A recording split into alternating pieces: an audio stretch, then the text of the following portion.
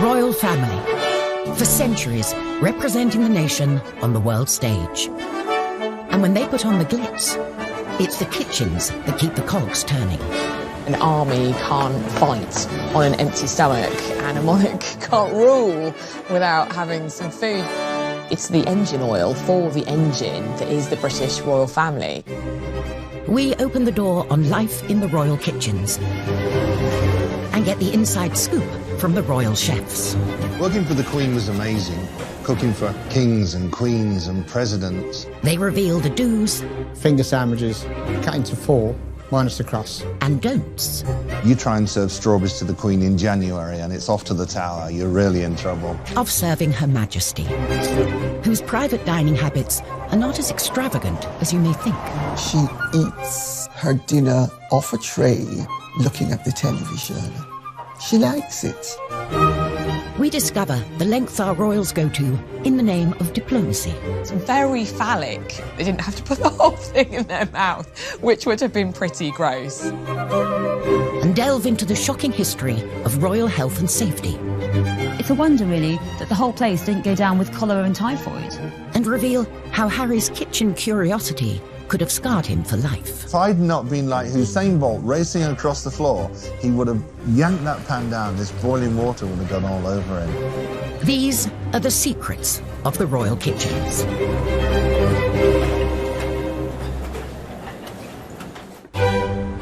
Buckingham Palace, the monarch's official HQ and hub of royal engagements.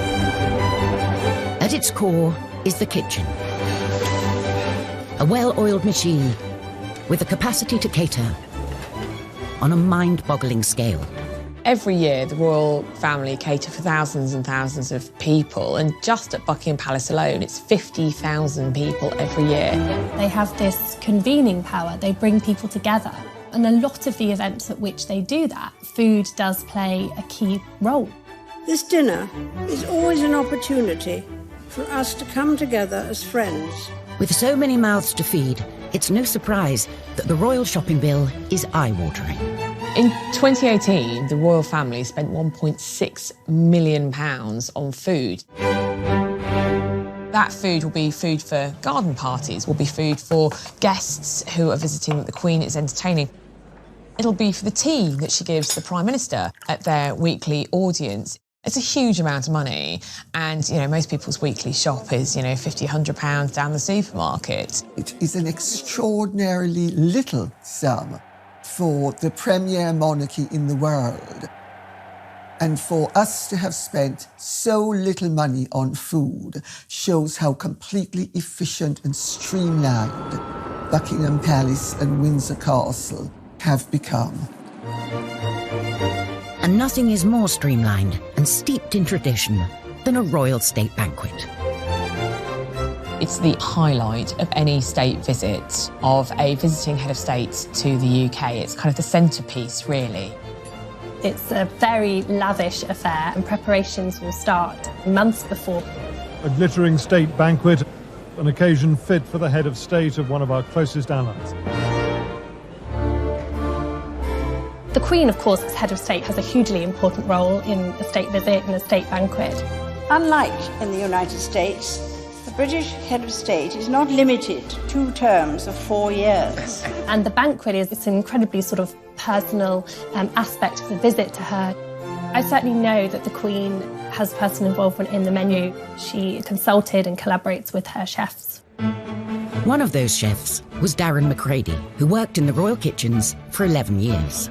Working for the Queen was amazing. Cooking for kings and queens and presidents. When the Queen was holding a state banquet, it was his job to create a menu for the VIP guests.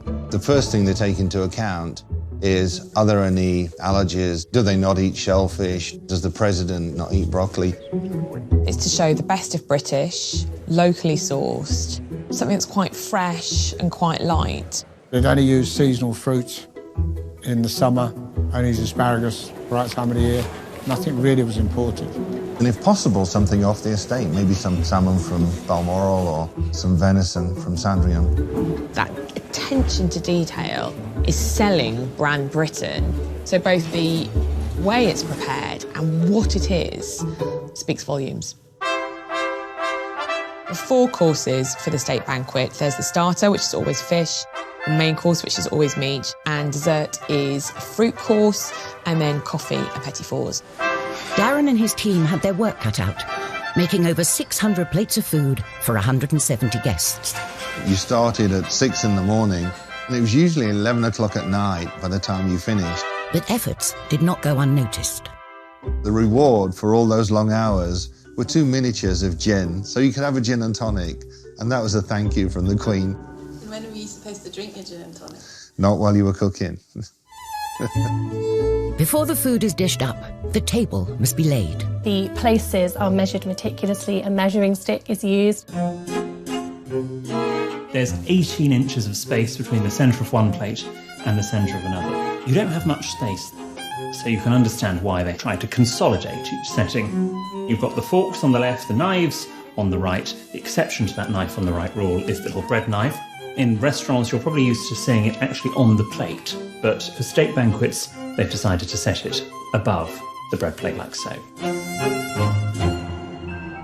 There's even a secret system to prevent the Queen's food being tampered with.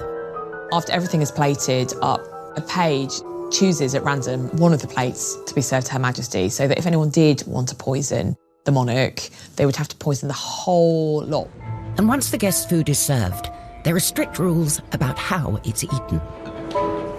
You do not sit down until the Queen sits down. When she starts eating, then you can start eating.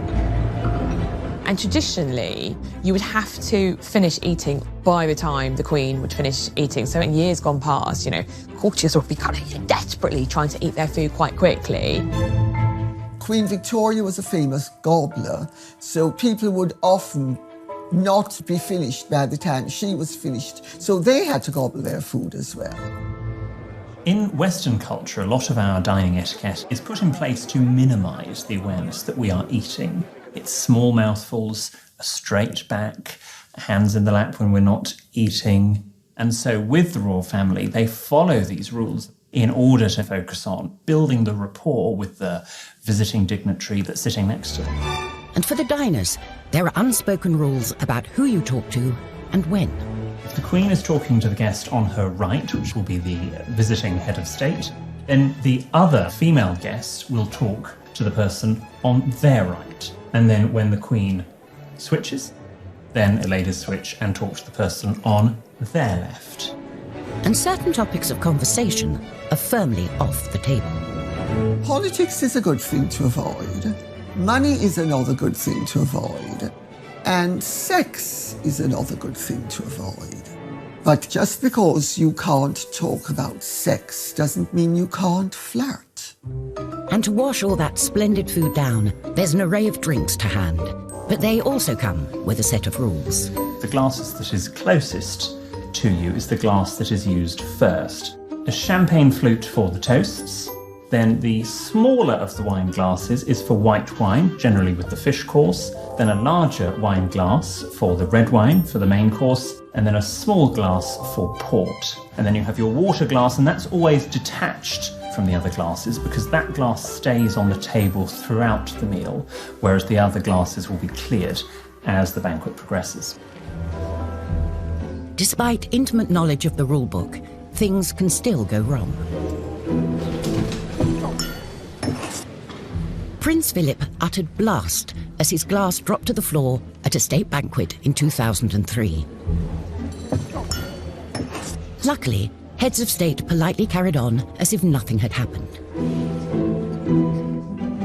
Coming up, we reveal the shocking past of Buckingham Palace's kitchens. It's a wonder, really, that the whole place didn't go down with cholera and typhoid. And uncover how a palace disaster could have scarred Harry for life. If I'd not been like Usain Bolt racing across the floor, he would have yanked that pan down. This boiling water would have gone all over him.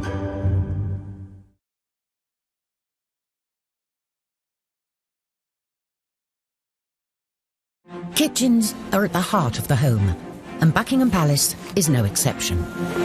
Staffed by dozens of chefs preparing food and drink for the royals throughout the day. It's 7:30 a.m., the kitchen's first task of the day. the royal cuppa. She only drinks Earl Grey, no milk, no sugar. The Queen doesn't make her own tea. She has a special coffee room. They make all the teas and coffees. But she would actually pour her own tea when she was eating breakfast on her own. All food created in the royal kitchens is overseen by the Queen. The Queen has a royal menu book that's completed by the chef, and the chef does 3 days menus, and that gives us enough time to get all the produce in and prepare it. And when the menu book goes up to the Queen, she puts a line through the dishes that she doesn't want. She has a HP pencil, and she'd tick one or add something that she would prefer. If she's out for dinner, she puts a line through the page, and if she's got guests coming, she'll put 2 or 3, so we know that she's entertaining. The Queen has particular tastes that a chef ignores at his peril. She knows what she likes, nothing too spicy, because she meets that many people. The last thing she wants, I can smell garlic in my breath, or last night's curry. The Queen doesn't eat garlic, and the Queen doesn't serve garlic, because the Queen is concerned that garlic clings to the being, and you can smell it on the breath. If food is offered out of season, heads will roll. You try and serve strawberries to the Queen in January and it's off to the tower, you're really in trouble. 9 a.m. and it's time for breakfast. Typical breakfast for the Queen would be in her own sitting room. She'd have some hot tea and then a bowl of cereals from a plastic Tupperware container. It might have been served on a silver tray in, lovely porcelain, but it was still kept in Tupperware containers, just like in anyone else's kitchen back at home. Prince Charles has a very particular breakfast routine as well.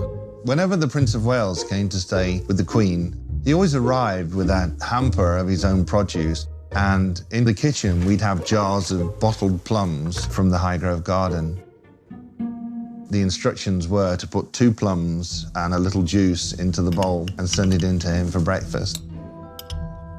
I'd send in 2 plums and he would take 1, so they'd come back out after breakfast, and I'd put the other plum back into the jar and save it. So one morning I thought, okay, he only eats 1 for breakfast, so I just put 1 plum in the jar and sent it out into the dining room. And the footman came through and said, His Royal Highness said, can you have 2, please? So I had to keep sending 2 in every morning. This wholesome breakfast is a far cry from Queen Victoria's morning spread. It was famously elaborate. It included things like lamb chops, fowl, tongue, eggs, bacon, potatoes. She just went for it, and it's no surprise that she very possibly had digestive problems later in life. The current Queen is more likely to enjoy rich pickings at lunchtime, especially at Balmoral. Balmoral affords recreation as well as relaxation. Hunting, shooting and fishing. There's trout in the streams nearby and salmon at the right time of the year. And when they get a good catch, the kitchens spring into action, cooking a lunchtime dish of grilled fillet of salmon with a watercress sauce, one of the Queen's favourites. And royal chef Des Sweeney was the man to do it. The salmon would have been caught in the River Dee behind Balmoral. Des worked as the Queen's chef for 3 years. This is a smallish salmon. It's about £5 in weight. It's a bit of a go-to safe dish, one that the family enjoy, one that she likes to present to guests. The Queen's guests would fish for salmon. Staff were allowed to fish. If they caught one, they would offer it to the Queen, who would politely decline. So I've got a fillet off. These are pin bones. They're very, very small. And if you're doing a large amount of salmon for like a state banquet, it's a very tedious job. A few years ago, when the Queen Mother was alive, unfortunately she got a fish bone stuck in her throat. Traditionally, you swallow bread, and bread will take it down. But this day, it didn't work, so they had to get her to the hospital quite quickly, apparently. It wasn't me. So here I'm just taking the skin off the back of the salmon, and then we're just portioning it up. The Queen famously hates waste. From the tail ends, we make fish cakes that go down to staff, or that would go to breakfast dish. Queen eats very sensibly, really. Meals at a regular time. She doesn't have big meals, doesn't have late meals, and it's really good for your metabolism to live like that. So it's been filleted, lightly oiled, and I'm just going to grill it very simply We'd make a few portions, normally one spare, just in case the worst happens, we drop one, or the tray gets spilled, or something like that. The Queen is particular about sauces, so Days has to ensure it's totally lump-free. Generally, the sauce has to be sort of processed so it's very fine. Quite often it'll be strained. So for plating up, I'm going to use some Norfolk Samphire, just on the bottom, just gives it a little texture. So there you have a grilled fillet of Balmoral salmon, watercress sauce, a light lunch fit for a Queen. So with the Queen's lunch sorted, it's time to feed the corgis. And it's anything but a dog's dinner. They had their own menu. One day lamb, one day chicken, one day beef. And we'd have to make sure that all of the meats we cut into very, very fine dice, a brunoise, so that there were no bones in there, because we couldn't have the royal corgis choking. It's 4 o'clock, and we can reveal the Queen's favourite form of refreshment. The absolute sacrosanct part of the Queen's day, she loves afternoon tea. Can I just have a little milk? And actually, I think it's very instructive that when Meghan, Duchess of Sussex, first met the Queen, it was at afternoon tea at Buckingham Palace. Drinking tea as a social ritual has a long-standing royal connection. Catherine of Braganza, wife of King Charles II, brought tea to England from her native Portugal. She drank it daily, and fashionable upper-class ladies flocked to copy her habit. Nowadays, tea drinking, often accompanied by some delicious tidbits, remains a traditional afternoon treat for the royals. Finger sandwiches, so that'd be cucumber, smoked salmon, cream cheese, cut into 4, minus the crust. And then you turn them on the edge and you cut the edge off. So they look like little 50p pieces. And that was how they're presented. Scones every day and some sort of small cake. The Queen does have a sweet tooth. Anything with chocolate in. She particularly likes a chocolate biscuit cake, which is made with McVitie's biscuits.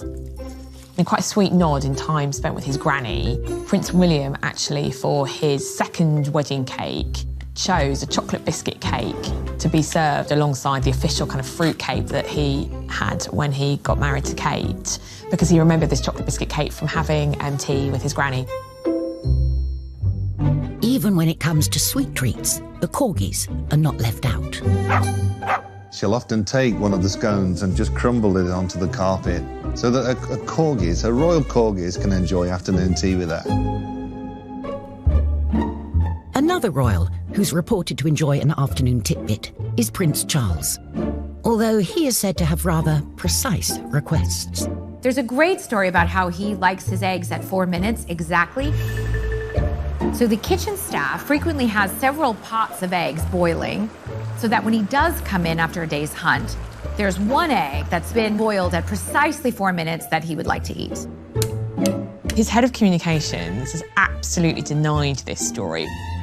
Often when we hear stories about lavish demands from the royals, sometimes staff are anticipating what the royal might want. He might not even know that there were, 4 different pans of water on the boil with all these eggs being prepared just in case. 7 p.m, it's gin o'clock. When you are the head of state of 16 countries, you might feel the need for a stiff drink. A drink was gin and Dubonnet. On a big function, there would always be gin and Dubonnet on most of the trays, just in case. You should have to put a hand up and say, "Can I get a drink, please?" When she's off duty, there is reportedly one element of the Queen's private dining that may feel familiar to many of us. She eats her dinner off a tray, looking at the television. She likes it. It's homely, it's cosy, it's comfortable. And to polish off dinner... Most days, there'd be a fruit bowl go up. Queen was a big fan of fresh fruit, especially stuff that was grown locally. And eating fruit has a particular method. Now, this is how the Queen would eat a banana. We don't peel it like a primate. Instead, using the fork, we hold it in place and cut off one end. Then we cut off the other end. And then we turn the knife on its side and go into the skin like so, and then prising it open, and then cut a little bit off and eat like so. But there are times when the royals need to pop out for a treat that really hits the spot. best thing I've eaten for a very long time. Can I pause you on that? Absolutely. Fast foods were also tempting for the royal princess. William and Harry, they loved pizzas, burgers. They loved me to cook them burgers. I remember coming into work one morning and Nanny had asked for roasted chicken and she wanted lots of green vegetables served with it too. Well, I think William or Harry must have looked at the menu and thought, we don't want that. When I came in the evening, there was a note on my desk and it said, Darren, please give the boys pizza for dinner tonight, signed Jess. I looked at it and thought, why is this in the writing of a 5-year-old? And then I realised who'd written it. They actually got the roasted chicken. I was scared of the nanny. The boys' love of food nearly got one of them into serious trouble. I was cooking spaghetti bolognese for them. I had a big pan of water on the stove. And Prince Harry came over and I just happened to turn and look and he put his hand up on the pan and said, what's in here? And if I'd not been like Usain Bolt racing across the floor, he would have yanked that pan down. This boiling water would have gone all over him. Oh, that was a scary day. The modern royal kitchen is hot on health and safety, but that wasn't always the case. Kate Williams has come to the National Archives to expose a shocking state of affairs. When Victoria turned 18, she became queen and moved from Kensington Palace to Buckingham Palace. But Buckingham Palace had been neglected for 7 years, and almost immediately after the Queen moved in, there started to be complaints about the unholy stink. An investigative scientist was put on the case. What I've got here is this amazing report that was made by Dr. Liam Playfair in 1845. He says that what he's been asked to do is look into the evil complained of and ascertaining the causes which vitiate the air in that building. As he says here, the smells in the palace are so powerful as to produce nausea and feelings of sickness. And I think there had been some perception that perhaps it was the fires or the gas lights that had caused this horrible atmosphere. No, he said, the main evil is the kitchen. He says, I'm reminding you that one of the largest sewers in the world runs unfortunately through the precincts of the palace. Actually, it ran under the kitchens, and I'm afraid to say it was also leaking. So the sewage was coming through the kitchen floor. If this wasn't bad enough, there were a lot of unsanitary practices in the kitchens, including piling up the rubbish in the dustbins, which were, he says, filled with garbage of a very bad description. And next to them were urinals for the use of the male servants without a flow of water. You can't flush them. And actually, he's really quite rude about the palace. He says, I could not have believed it credible that such an extraordinary instance of scientific ignorance existed in any building in the present day. He cannot believe it. So you've got a potent combination here of rubbish, of unsanitary practices, and of disgusting sewage. They are all eating food in these incredibly unsanitary conditions. It's a wonder, really, that the whole place didn't go down with cholera and typhoid. Coming up, a right royal mix-up in the kitchen. I said, the gardener wants to speak to you. And he went back upstairs and I walked with him and he said, oh, good morning, Royal Highness. And I thought, it's not the gardener. And Kate and William are faced with a rather phallic diplomatic dilemma. Try a bit, think of England, carry on. They didn't have to put the whole thing in their mouth, which would have been pretty gross.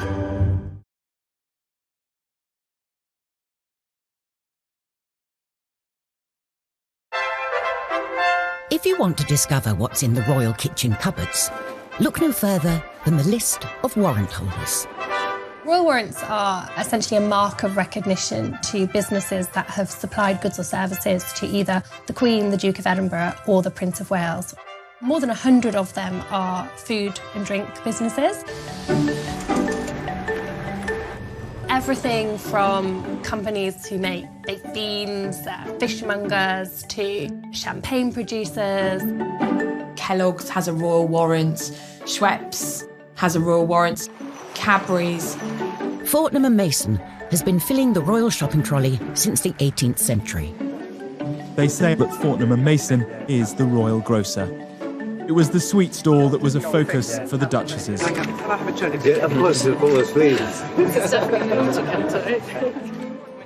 It's not to be confused with freebies. The royal warrant recipients are not necessarily providing free swag to the royal family. They're just preferred suppliers. And brands need to have supplied a royal household for 5 years. Then they can upgrade their packaging. When a business is granted a royal warrant, that allows them the opportunity to display a royal coat of arms on their packaging. Obviously, that's a huge accolade. But like all of us, royal tastes can change. Sometimes royal warrants can be revoked just because the royals have decided that they've gone off something. So Carr's Water Biscuits, which used to supply cheese biscuits to the royal family, they reapplied for their warrant and it wasn't granted because the royals had just gone off them.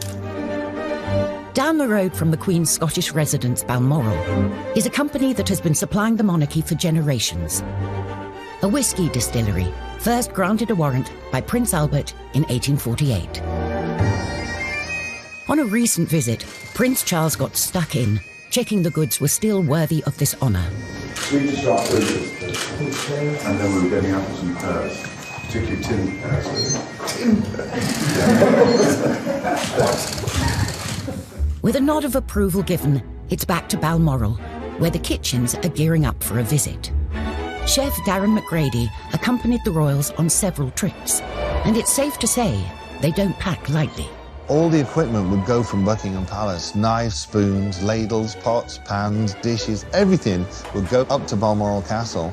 It took lots and lots of planning. You had to make sure that all the food was ordered to go into Balmoral Castle, where we were going for 4, 6, 8 weeks. And although the kitchen staff and equipment are the same, the royals like to muck in. Prince Philip loves to cook 3, 4, 5 nights a week. They would actually go off and barbecue in the hills. That's when the royal family liked to sort of relax and let their hair down. Once the trappings and routine of royalty are quietly laid aside, the few precious unwinding weeks at Balmoral are a time too for a gathering of strength for the year ahead. The job of being royal is strenuous. Prince Philip was very interested in food, and he'd come down and help choose the ingredients for the barbecue. And the Queen used to put the salad together. Food is still chopped up in the kitchens, so all they have to do is mix it up. For us, it was good. It was more like a night off. Still served on nice china, it's still served on nice silver, but they serve it themselves. And then afterwards, the Queen would actually rinse and scrape the dishes. I mean, imagine that. However, some felt it wasn't fitting for the Queen to be getting her hands dirty. Once when Mrs. Thatcher was up at Balmoral, she noticed that the Queen was doing the washing up without gloves. So Mrs. Thatcher went and bought her some rubber gloves and sent them to her, which was rather sweet. That's the sort of present that she would love. It wasn't just gifts that arrived unexpectedly. I was in the kitchen, I was on my own in there. And this old man walked in. And he was wearing tatty old clothes and he'd got this cardigan on with the arms all worn out. And he said, "Where's the chef?" And I said, "I'll just get him for you, sir." And I went down and found the head chef and I said, "The gardener wants to speak to you." And he went back upstairs and I walked with him. And he said, "Oh, good morning, Royal Highness." And I thought, it's not the gardener, it's Prince Philip. The kitchens also play a key part in royal travel. Between 1954 and 1997, the royal yacht Britannia took the royals all over the world. The royal yacht Britannia arrives at Monrovia in the African Republic of Liberia with Queen Elizabeth, who is winding up her tour of African nations. On board, the Queen hosted politicians and dignitaries. And for the chefs, logistics were at the top of the menu. The food had to be sent down to Portsmouth where it could be loaded onto Britannia and put in the freezers. And by the time we flew out with all the fresh produce, we were there, we were planned and we were ready to cook. But cooking on a ship has its own challenges. You're in a confined space, the kitchen's not very big, you don't know where anything is. There was a lot of people, a lot of dignitaries, a lot of VIPs, a lot of security. A lot of them would come through the galley. So you'd be cooking away, and next thing there's more people walking through, and it's like, is he working in the kitchen or is he VIP? I don't know what he is. For a royal chef, the show must go on, come hell or high water. We were sailing into a storm. I put chocolate souffle on the menu, and that was a big mistake. He'd gotten around to my course. I put the souffles into the oven, and I went outside, and the storms were getting worse. I came back inside, looked at the souffles, and they were rocking around in the bowl. I just went outside, threw up over the side of Britannia. Oh. Sometimes it was so bad, the Queen would helicopter off and fly ahead, and it was like, okay, it's going to be rough. And of course, Prince Philip loved it. Yay, let's go, because he used to be a sailor. On tour, digestive disasters for the royals are to be avoided at all costs. When a royal goes on tour, huge consideration is given to what they eat. Just a little bit, just a little bit. Individual tastes taken into consideration. They might say, well, Prince William likes curries, or, you know, the Queen, for instance, famously doesn't eat shellfish. Not because she doesn't like it, but because obviously shellfish can give you an upset stomach, and if you're doing an important diplomatic tour, you don't want to miss a day because you're sick. She takes her bottled Malvern water, and that's all she drinks. Sometimes food and drink can prove to be a diplomatic challenge. Now a coconut shell is handed to the Queen for the ceremonial drinking of the kava. She often has to eat things that she might not privately wish to eat. Here, the mixing and drinking of the kava is of the greatest importance. But she does it because she's very dutiful and she doesn't want to offend her hosts. To the Western palate, the taste is, well, unusual. When our younger royals have been faced with unfamiliar delicacies, they don't always maintain their composure, as Emily Andrews witnessed. When I was on tour with William and Kate in 2016 in Canada, we were at this lovely kind of presentation of seasonal Canadian produce. Sun was shining, Kate was looking gorgeous. I was like, oh, this is lovely. And suddenly we see this clam called a geoduck. It's very phallic looking, kind of long tube and kind of a bulbous part at the end. It's a delicacy and you eat it. And so Kate and William were kind of going around the stalls and we were all as pressed, kind of waiting for them to present it, this geoduck clam, and what would they do?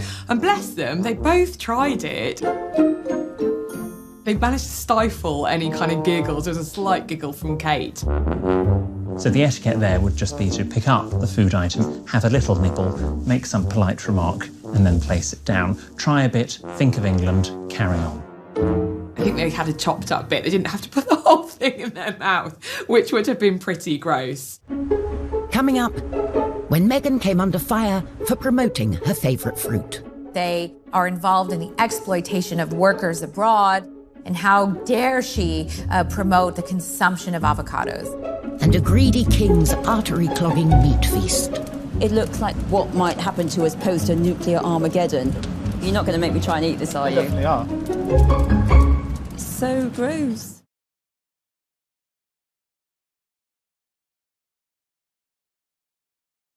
Whether it's hosting a state banquet or barbecuing in Balmoral, the royal requirements are the same. Produce must be locally sourced and sustainable. It's an attitude that now seems surprisingly modern. They were long into seasonal food, long before high street, supermarkets, restaurants, because they understood produce and where it came from.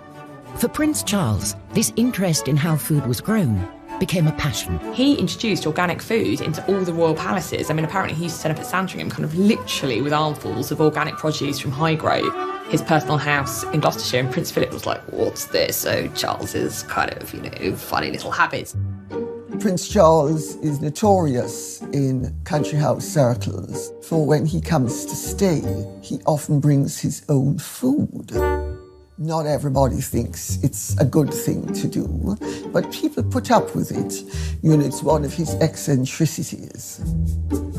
Prince Charles was mercilessly mocked when he professed his love of organic food. He believed and saw very early on the damage that pesticides could cause. Organic farming delivers the highest quality, best tasting food produced without artificial chemicals or genetic modification. He was very instrumental in pioneering in creating a garden that was pesticide free. In 1990, Prince Charles established Duchy Originals, a brand through which to sell organic produce grown on his Highgrove estate. Charles really was a bit of a groundbreaker because he was championing organic food and sustainability before it was particularly fashionable. Years later, and the brand has gone mainstream. I think back to 19 years ago when we launched the first oat biscuit, and there were huge headlines saying a shop soiled royal. So in an even more soiled capacity, I'm here today just to say nothing could give me greater pleasure than to unveil this. Sales of Duchy Originals at Waitrose have now exceeded £1 billion and also raised £27 million for his charitable foundation. So he's clearly very pleased about that. A newer member of the royal family has also used food to champion a good cause, in kitchens far removed from royal palaces. Before Meghan even joined the royal family, she was making private visits to the women of the Hub community kitchen where women had gathered to cook for the community. This is the one project Meghan has made her own. The community kitchen in the shadow of Grenfell Tower that Duchess of Sussex has been coming to for many months. And she said how she instantly felt very at home and very welcomed by that community. And a big part of that was this sort of common love of food. It was clear Meghan has a strong bond with the women who come here. She comes and laughs with us, and then she knows about our family, we know about her, so it's nice. And she came up with the idea of making a cookbook. So using all the ladies' recipes and indeed her recipes to raise money for this community kitchen. With the attention that someone of her celebrity can bring to this cause, the book has been flying off the shelves. The money that it raised was ploughed back into the community kitchen. It was completely renovated.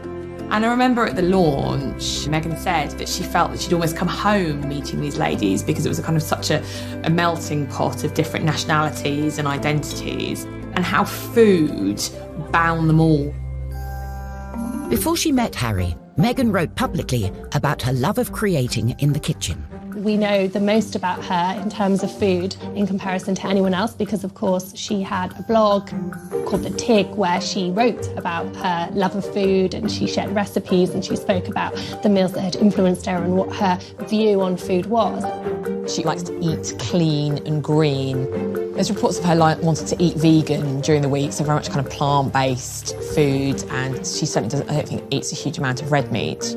The modern royals seem to be much more interested in food, healthy eating, and I think that's exciting. For royals of the past, healthy eating wasn't a priority. Henry VIII lived a life of gluttony and excess, and championed grotesque and meaty concoctions in the kitchen. The cockentrice was one of his favourites. Historian Kate Williams is going to meet Andrew Clark, a chef who still uses an open fire and has been preparing this calorific creation. Oh my goodness. I've read so much about the cockentrice and I've never actually seen one, and there it is. Half pig and half chicken. It looks like the most terrifying mutant thing I can possibly imagine, kind of what might happen to us post a nuclear Armageddon.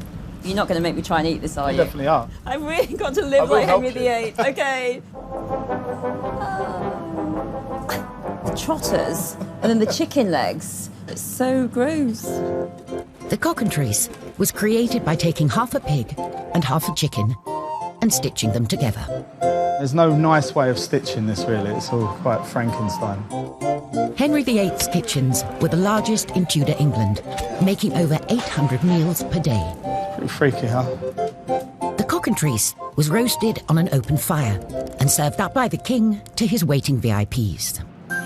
If you're Henry VIII's chef, you're just giving him a big signifier of his power here. You're really showing off his brilliance because only he can afford the best people who can make this incredible, creative, time-consuming dish. Henry basically spends the equivalent of £5 million on a massive meat feast. And this is the centrepiece. It's about grandeur, it's about excess, and really showing off. How can we think of the craziest thing to do? I know, let's stuff a pig with a chicken. You know, how fun is that? Would you like to try some? I'm kind of terrified. And also, I'm quite excited because it does smell good. Well, let's give it a go. Let's see give what it a it's go. like. Oh my gosh. Thank you.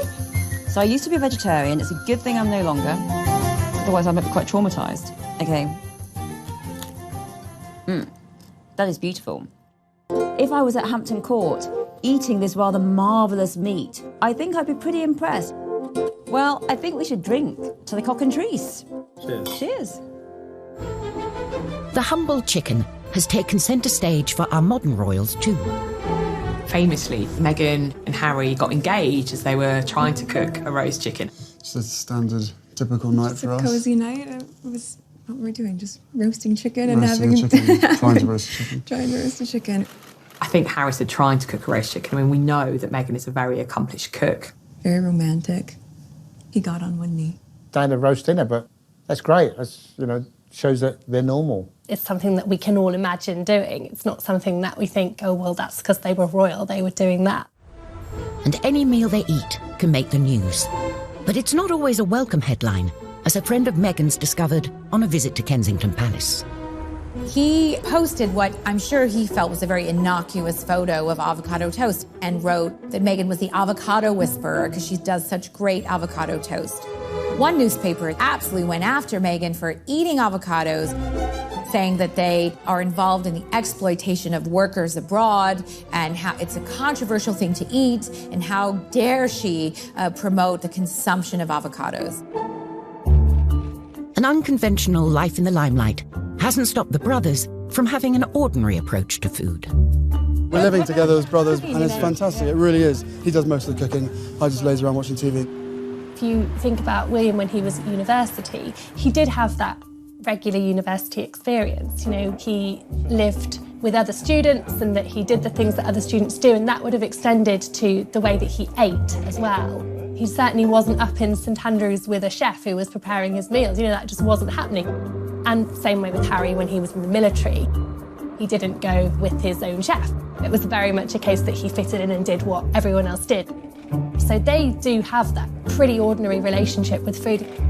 They bring it up to modern day, aren't they? You're too kind, thanks so much. It's the new kids on the block. Harry and William don't want to live like grandma. When William and Kate had apartment 1A at Kensington Palace renovated, they famously had 2 kitchens put in. One kitchen for them to use personally and also a professional kitchen for hosting events at Kensington Palace. Kate in the papers was dubbed 2 Kitchens Kate. I've had conversations with her about how much she loves to cook, and she certainly likes to cook for the kiddies. When faced with a baking challenge, Kate can definitely rise to the occasion. William, however, could do with a little practice. Swing and cross. Yes. Oh no! Look, like that. It sort of looks like a pretzel. Of course, when we think about the royals, and particularly the Queen, you know, they have loads of staff to do everything for them. But actually, Kate cooks a lot of their meals herself. And I think she likes to do that because, like most of us, that's the heart of her family life. Whatever the royal family eat and wherever they are, the eyes of the world are watching.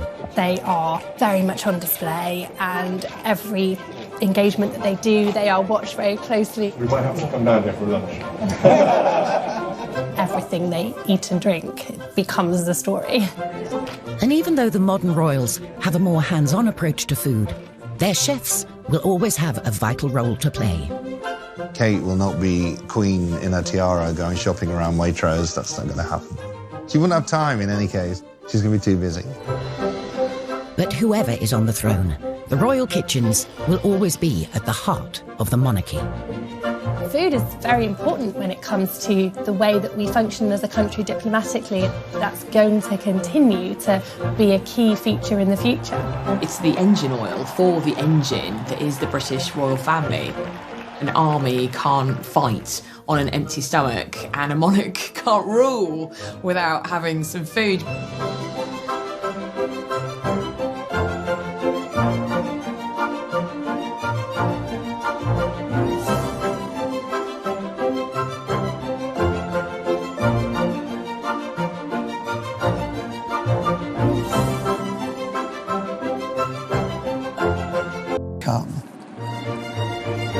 And nothing is more streamlined and steeped in tradition than a royal state banquet. It's the highlight of any state visit of a visiting head of state to the UK. It's kind of the centrepiece, really. It's a very lavish affair, and preparations will start months before.